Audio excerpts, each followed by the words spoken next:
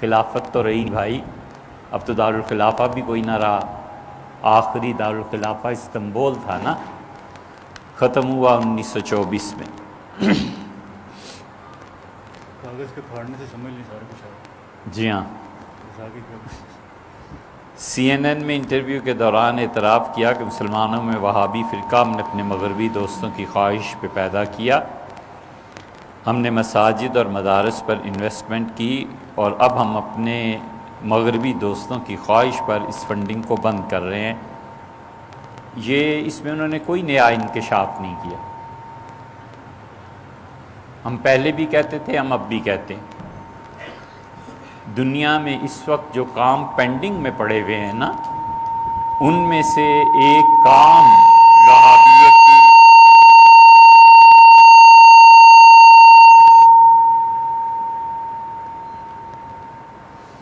دنیا میں جو کام پینڈنگ میں پڑے ہوئے ہیں نا مسلمانوں کے ذمے، ان میں سے ایک کام وہابیت کی تاریخ کو لکھنا بھی. ہمیں آپ سے کوئی ایک ٹکے کا فائدہ نہیں اٹھا. ہم کیوں جھوٹ بولیں؟ لندن میں ہمارے پاسپورٹ، ہمارے خاندان والے گواہ، 6 مہینے ہم لندن میں رہے ہیں اور اتنی مرتبہ گئے ہیں کہ میں خود یاد نہیں. اور 6 ماہ میں کوئی کام نہیں تھا سوائے اس کے کہ صبح اٹھے اور ایک کپ چائے پیا اور انڈیا آفس لائبریری چلے گئے. دوپہر کو اترے، سامنے مچھلی کی ایک دکان سے مچھلی کھائی، جا کے پھر بیٹھ کے پڑھنے، اور پھر شام کو جب لائبریری بند ہوئی تو اٹھ کے گھر چلے گئے. ساری وہابیت کا ریکارڈ جو انگریزوں نے وہاں رکھا ہوا ہے، اور جو معاہدے ہوئے ہیں خلافت عثمانیہ کو توڑنے پہ، ان وہابیوں نے کچھ بھی جرم نہ کیا ہو تو ان کا یہ تھوڑا بڑا جرم ہے کہ انہوں نے اردن کے جو شاہ ہیں، ان کے دادا پردادا نے، جو شام کے ہیں ان لوگوں نے، ان سب نے مل کر خلافت عثمانیہ کو توڑا. ان سب نے مل کر خلافت عثمانیہ کو بالکل بکھیر کے رکھ دیا. جو پیسے لیے، جو معاہدات ہوئے، برطانیہ نے تیل نکالنے پہ جو کچھ کہا، اور برطانیہ کے شاہی خاندان سے جو معاہدے ہوئے کہ کس طرح کریں گے، یہ سب وہاں پڑے ہوئے ہیں. کوئی بچہ وقف کر دے اپنی زندگی کو بشرطے کہ اس کا باپ 1-2 کروڑ چھوڑ کے مر جائے اور کہے بیٹے اس پہ کام کرو. اس وہابیت کی تاریخ کوئی لکھے کہ وہابیت ہے کیا، اور یہ مسلمانوں میں کس طرح عروج پائی، اور ان لوگوں کے برگوبار کیا تھے اور ان کے معاہدات کیا تھے. انڈیا آفس لائبریری میں، جو اب برٹش لائبریری کے نام سے مشہور ہے لندن میں، سارا ریکارڈ پڑا ہوا ہے ان کا. کس طرح انہوں نے خریدا، کس طرح انہوں نے کہا کہ شیعہ سنی کی بنیاد رکھو. سلطان عبدالعزیز کا بیٹا کس طرح گیا نجف میں، سیدنا علی رضی اللہ عنہ کے مزار کو آگ لگایا. کسی کی بھی قبریں جلانا جائز ہیں؟ میرے باپ کی قبر کو جو جا کے جلائے تو مجھے کچھ دکھ نہیں ہوگا. سیدنا حسین ابن علی رضی اللہ عنہ کے مزار پہ آگ لگا کے آگے. اور جو انہوں نے وقف لوٹا ہے وہابیوں نے وہاں، اور جو کرتوت انہوں نے کیے ہیں وہ تھوڑے. حتیٰ کہ وہاں کا نجف کا ایک شیعہ اٹھا باقر، اور وہ آیا اور اس نے درعیہ میں آ کے اس کے بیٹے کو قتل کر دیا. اس نے کہا ہم نے اپنا بدلہ لے لیا، اور انہوں نے سارے علاقوں میں شیعہ سنی فساد مچا دیا. ان کے نزدیک سب واجب القتل تھے. شامی جیسا آدمی جس پہ پچھلے 250 سال سے فقہ حنفی کا دار و مدار ہے، وہ اکیلا شخص، وہ تو 54-55 برس کی عمر میں ان کا انتقال ہو گیا رحمہ اللہ. اگر اور زندگی ہوتی تو کتنے بڑے کارنامے انجام دیتے. وہ عینی شاہد ہے ان سب چیزوں کے. اپنی شامی میں وہ لکھتے ہیں کہ یہ سب وہابی خارجی ہیں جو خلافت عثمانیہ کے خلاف اٹھ کھڑے ہوئے ہیں. ان کا اس سے بڑا جرم کوئی نہیں کہ خلافت عثمانیہ کو انہوں نے ٹکڑے ٹکڑے کر دیا انگریزوں کے کہنے پہ.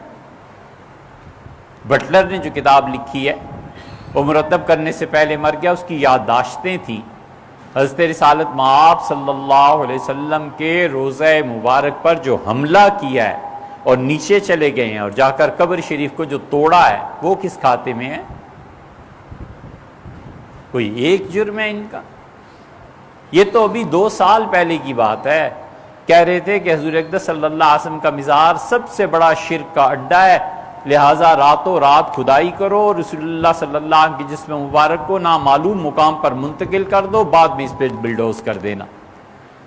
تو ماشاءاللہ شاہی خاندان سے جواب آیا کہ بات مناسب نہیں، پکڑ کے اس کو تعزیر نہیں لگاتے کہ حضور اقدس صلی اللہ علیہ وسلم کی توہین کرتے ہو۔ نبی کریم صلی اللہ علیہ وسلم عام مسلمان بھی ہوتے، حضور اقدس صلی اللہ علیہ وسلم نے دیکھا تھا کسی کو قبر کے ساتھ ٹیک لگا کے بیٹھے ہوئے، تو آپ نے فرمایا تمہیں پتہ نہیں ہے قبر والے کو اس سے تکلیف ہوتی ہے، ہٹو یہاں سے۔ نیچے چلے گئے، جا کے لوٹ مار کی۔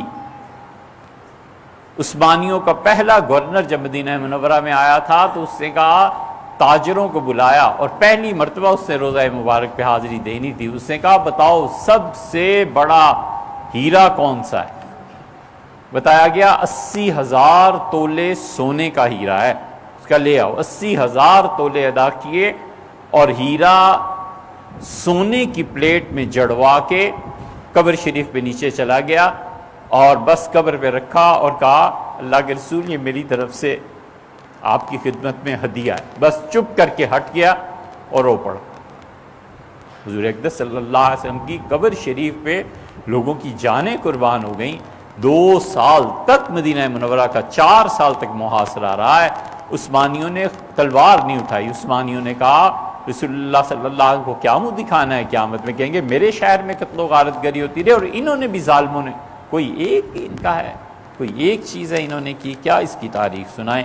مساجد، مدارس، انویسٹمنٹ انہوں نے باقاعدہ کی، بر صغیر میں انویسٹمنٹ نہیں کی۔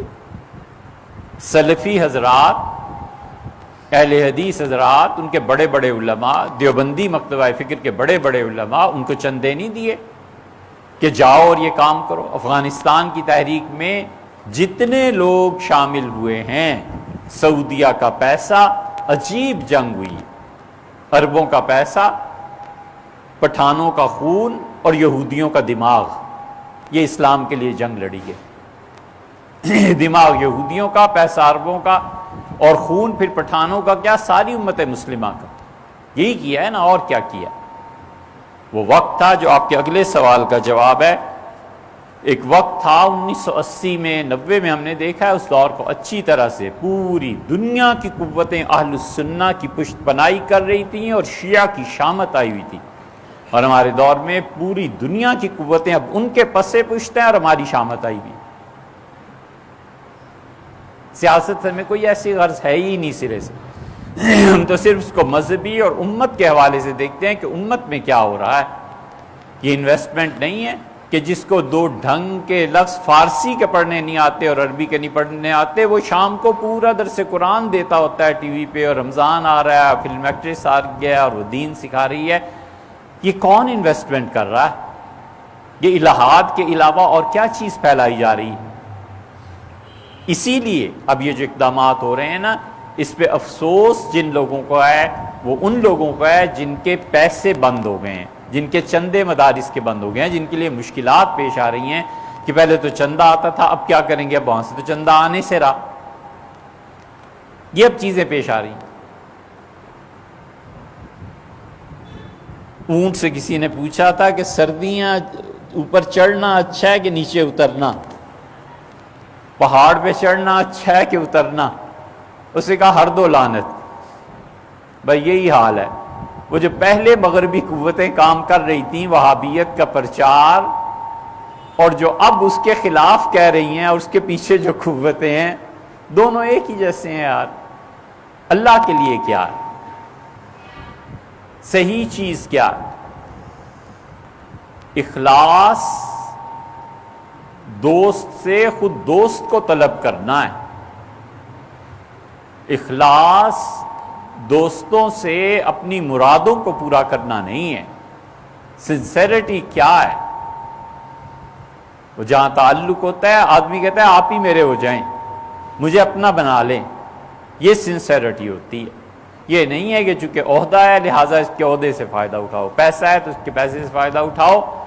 وہ پہلے کب مخلص ہیں اور اب کب مخلص ہیں. انہوں نے پہلے بھی اپنی اسکیم چلائی ہیں, ایک نئی اب اسکیم چل پڑی ہے, 200-300 سال بعد پھر پتہ چلے گا کہ ہو یہ کیا ہو گیا.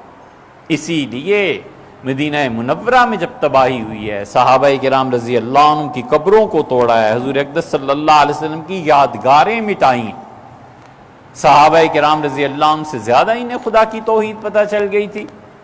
نبی کریم صلی اللہ علیہ وسلم مدینہ منورہ سے نکلے حج کے لیے اور ایک جگہ ایک پودے کے نیچے بیٹھے تھے. عبداللہ ابن عمر رضی اللہ عنہ مدینہ منورہ سے پانی لے کے آتے تھے, اس پودے کو دیتے تھے کہ ہرا بھرا رہے, کہیں خشک نہ ہو جائے. کسی نے پوچھا حضرت یہ کیا کرتے ہیں؟ انہوں نے کہا تمہیں پتہ نہیں ہے, حضرت یہاں تشریف فرما ہوئے. محبتیں تو یہ ہیں. صحابہ کرام رضی اللہ عنہ سے زیادہ خدا کی توحید کا انہیں پتہ چل گیا ہے. صحابہ کرام رضی اللہ عنہ اس جگہ پہ پاؤں نہیں رکھتے تھے جہاں رسول اللہ صلی اللہ علیہ وسلم کا پاؤں آ جاتا. سب سے پہلے مسجد نبوی میں امیر المومنین سیدنا عثمان رضی اللہ عنہ نے ممبر کے اوپر حصے پہ چادر بچھا دی اور کہا یہاں کوئی نہ بیٹھے, رسول اللہ صلی اللہ علیہ وسلم یہاں بیٹھتے. یہ ادب اور احترام تھا ان کو نبی کریم صلی اللہ علیہ وسلم. عثمانیوں کے دور میں نیچے سے ایک ناگوار بو آنے لگی جہاں قبر شریف ہے. امیر المومنین کو لکھا گیا, خلیفۃ المسلمین کو ترکی میں. انہوں نے کہا امت میں اس وقت سب سے بڑا آدمی کون ہے؟ انٹیلیجنس نے کہا سب سے بڑے آدمی امت میں اس وقت فلاں بزرگ ہیں جو مدینہ منورہ میں ہی رہتے ہیں. خود گورنر حاضر ہوا اور کہا کہ بو ہے. حضور اقدس صلی اللہ علیہ وسلم کو یہ چیزیں بڑی ناگوار گزرتی تھیں, قبر شریف کے قریب سے آ رہی ہے, آپ ذرا جائیں. صاف انکار کر دیا. جب زیادہ اصرار ہوا تو انہوں نے کہا 40 دن اجازت دو. 40 دن روزے رکھے اور باقاعدہ ساری نمازیں اور سب کچھ اور استغفار کرتے رہے. اتنے پاک ہو کے نیچے گئے اور ایک جانور تھا, بلی یا چڑیا یا کوئی چیز کا ڈھانچہ اٹھا کر لائے اور انہوں نے کہا یہ ہے. وہاں پہ بلی پہنچ گئی تھی اور یہ چیز ہوئی. پھر وہ بولے نہیں. بہت پوچھا لوگوں نے, مرتے دم تک بولے نہیں. بس انہیں کچھ چیز پتہ چل گئی تھی وہاں, بولے نہیں کہ رسول اللہ صلی اللہ علیہ وسلم قبر شریف کا کیا مقام اور مرتبہ ہے. اور یہ جا کر لوٹ کے لے آئے, وہاں سے ہیرے اٹھا کر لے آئے. کیا کیا چیزیں ہیں جو نہیں کی. سب چیزوں کا تعلق پڑھنے سے. پہلے کون لوگ موجود تھے؟ اہل سنہ ہی موجود تھے. یہ جہاں اب مسجد نبوی کی توسیع میں رباط آئی ہے, یہاں حضرت مرزا مظہر جان جانا رحمۃ اللہ علیہ کی خانقاہ تھی. مدینہ منورہ کا چپا چپا مشائخ سے بھرا ہوا تھا. امت میں جتنے لوگ وہاں جاتے تھے نا, اپنی تربیت کے لیے جاتے تھے. وہ تربیت کے بنیادی ادارے جو ختم ہوئے ہیں تو اب ملکوں کے ملک, شہر نہیں ملکوں کے ملک خالی ہو گئے ہیں. کوئی آدمی نہیں ملتا جس کی مجلس میں جا کر انسان کوئی ادب اور احترام سیکھے.